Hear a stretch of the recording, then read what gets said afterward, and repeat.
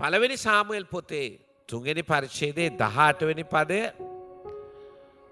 මේ සාමුවෙල් කියන මේ කුඩා දරුවාට පළමු වතාවට දෙවියන් වහන්සේ හඬින් කතා කරලා කියපු දිවසිමේ වචනය ගැන දැනගන්නට මේ අර එකල හිටපු උත්තම පූජකතුමාට උවමනා වුණා.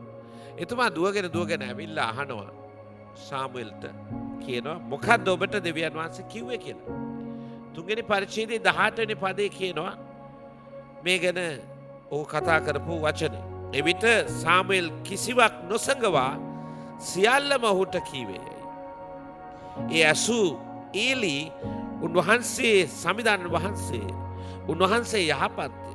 උන්වහන්සේට යහපත්යයි සිතන දේ කරන සේක්වායි පැවසිය.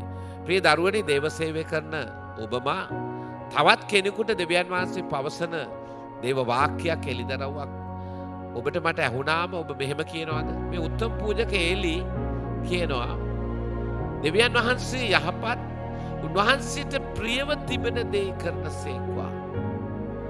ප්‍රිය දරුවනි කාතුලින් එළිදරව් වුණත් එළිදරව්ව දෙන දෙවියන් වහන්සේට ක්‍රියා කරන්න පුළුවන් කියලා මේ ශ්‍රේෂ්ඨ නායකයා මේ පූජකතුමා යටහත්ව කියනවා උන්වහන්සේගේ කැමැත්ත වේවා කියලා. උන්වහන්සේ සමිදානන් වහන්සේ විතරක් උන්වහන්සේ යහපත්. ඔබට යම් කෙනෙක් තුළින් දිවසිමේ වචනයක් ආවොත් ඒක ඔබගේ විපත්තිය ගැන ඔබගේ පවුලේ කඩාවැටීම ගැන වේවා. ඔබට එන්න යන දඬුවමක් ගැන වේවා. ඒක යටහත්ව පිළිගන්න කැමැත්ත. මේ ශ්‍රේෂ්ඨ දේවදාසයා යටහත්ව ඒක පිළිගෙන කියනවා. දෙවියනි ඔබ යහපත් වහන්සේ සමිදානෝය ඔබට කැමති දේ කරන්න. මටත් ඔබටත් මෙහෙම හිතන්න පුළුවන්. යටහත් මිනිස්සයෝ දේව උදහස පවා යටහත්ව බාර ගන්නවා.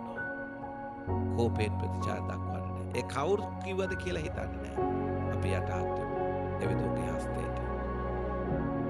දෙවිදුක ඔබට කරුණා කරන සේක්වා. ඔබට ජේසුස් පිටයි.